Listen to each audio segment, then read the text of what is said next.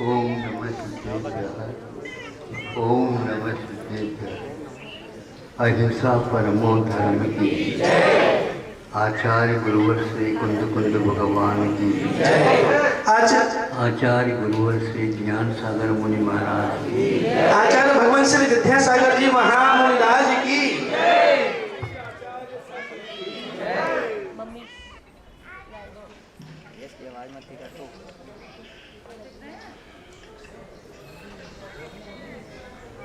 नारियल दो प्रकार के होते हैं श्रीफल, एक कच्चा एक पका। परिपक्व होने के उपरांत भी कुछ कच्चे रहते हैं। जब कभी भी आप उनको खरीदते हैं उस समय हाथ में लेकर के उसको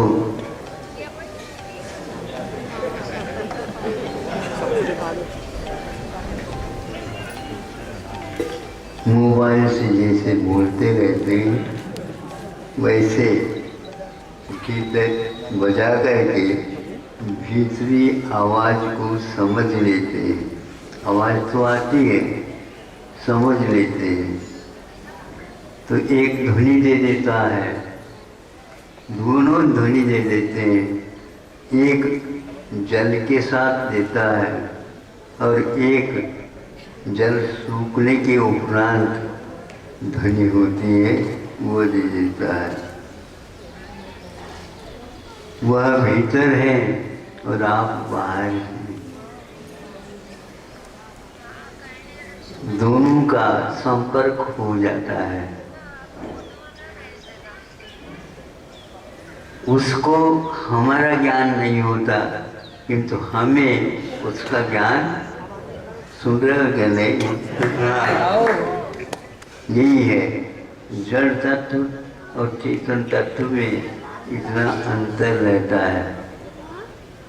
किंतु आप यदि मोहित होते उससे, वह भी जड़ बन गया और स्वयं भी जड़ बन जाते हैं।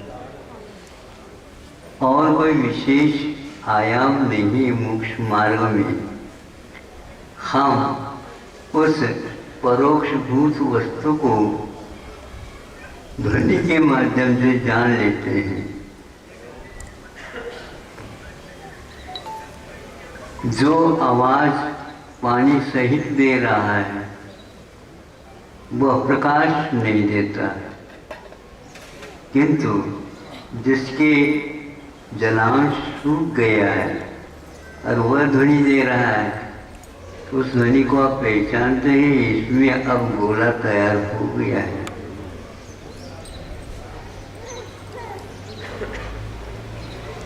अभी अभी बीच में आपके सामने 7-8 व्यक्ति आकर के खड़े हो गए। हमने सोचा कि वो लोग कितने बैठे हुए संतोषी हैं।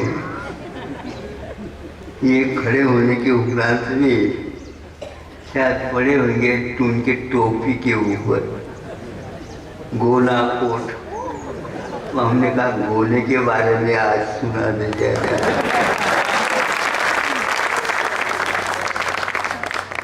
हमारे लिए तो कथा वस्तु मिल गई, फिर भी सुनाओ किसको? गोला बहुत समय के उपरांत बनता है। अब जब उसको फाड़ करके भीतर से निकालते हैं तो एक में पानी निकलता है। वह चांदी की भांति चमकता रहता है, लेकिन अभी वो कच्चा है।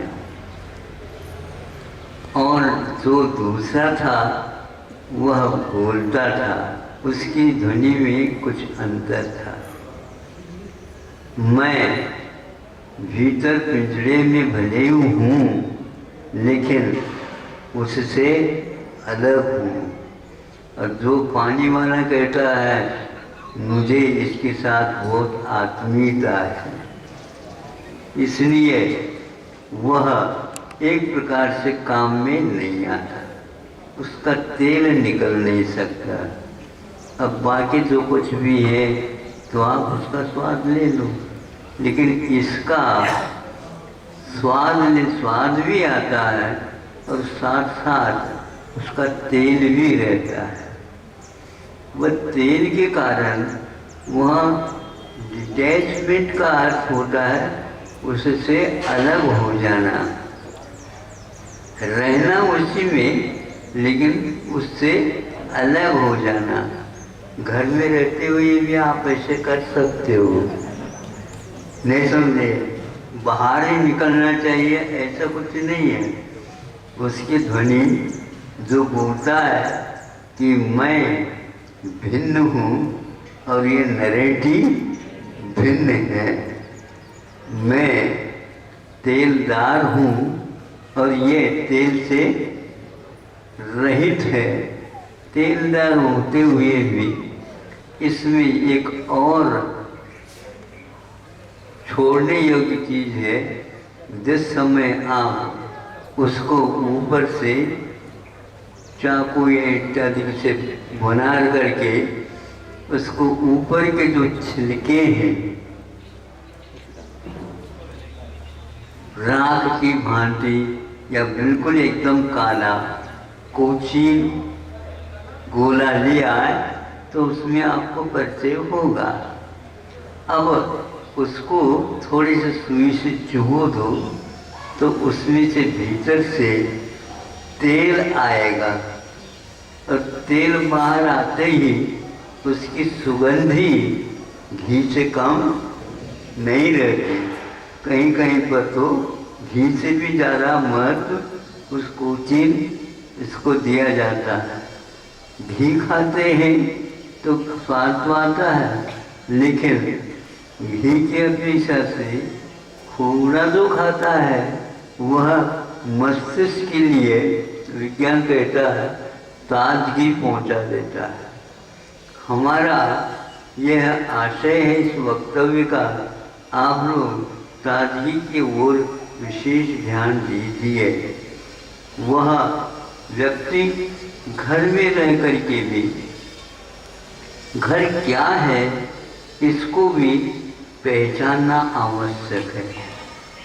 कोई व्यक्ति घर बांधता है, कोई व्यक्ति घर बसा देता है। घर वाले जितने होते हैं वो घर बसाते हैं, ऐसा कोई नियम नहीं है, क्योंकि जो घर बसाने के उपरांत भी उनकी देख रेख करने के लिए भी कोई व्यक्ति चाहता है कि मैं इनका देख रेख करूं ताकि यह तकलीफ न पाए। यही धर्म है हमारा कि हाँ, अनेक व्यक्ति फंसे हुए हैं, घर बसा करके घर में फंसे हुए हैं, ये फंस न जाए और इनका गोला बोलता रहे भीतर भीतर से आत्मा भिन्न है और शरीर तो पृथक है ही। ये तो बाहर वाले तो वैसे पृथक दिख रहे हैं।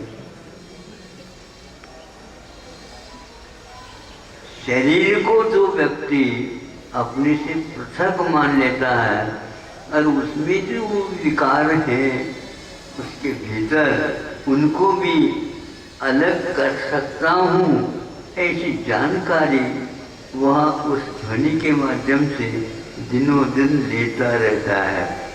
जब बिल्कुल वह बोली परिपक्व रूप में आ जाती है तो फिर उसको फोड़ने के उपरांत उसमें से जो तेल निकलता उसमें बाती बना करके यदि जला देते हैं तो वह स्व और पर को प्रकाशित कर देता है। आपका ज्ञान इतना बन जाए परिष्कृत कि वह स्व और पर को प्रकाशित कर सके। ऐसे स्व और पर को प्रकाशित कर लिया तो फिर उसको ज़्यादा सुरक्षा की आवश्यकता नहीं, किंतु उसके माध्यम से हजारों लाखों व्यक्ति सुरक्षित हो सकते हैं। आपका ज्ञान आपका परिष्कार से युक्त ध्वनि और आप सजगता उसके माध्यम से प्राप्त करेंगे तो फिर बाद में वह प्रकाशित भी करता है, सुगंधित भी करता है और आपको पुष्ट भी कर लेता है। उसको बाहर से और कोई पुष्टि लाने की आवश्यकता नहीं है, भीतर से सब कुछ है, संपन्न है, लेकिन उसकी प्रतीक्षा करना अनिवार्य है। उन घड़ियों में हम अपने आप को सुलाना नहीं, जागृत रखना और उस जागृति के साथ हम दूसरे को भी जागृत कर सकते हैं। आप स्वयं को जागृत कर सकते हो, लेकिन आप हजारों व्यक्तियों को भी जागृत कर सकते हो। बस अभिमान भर न रहे तो इतनी बड़ी दुकान है हमारे पास, नहीं समझे? ग्राहक आता है वह भी मालूम माल और हम तो है ही, बताने की कोई आवश्यकता नहीं। अपनी दुकान से हजारों दुकान चल जाए, ये भावना रख करके आपको चलना चाहिए। केवल अपना ही अपना नहीं करते, क्योंकि उसके साथ हो ही जाता है कि दीपक के साथ अन्य वस्तुएं प्रकाशित हो सकती हैं एक बार, और दीपक के द्वारा हजारों वस्तु तो प्रकाशित हो गए, लेकिन हजारों दीपक भी जल सकते हैं। ये बहुत महत्वपूर्ण है। अहिंसा परमो। आचार्य भगवान श्री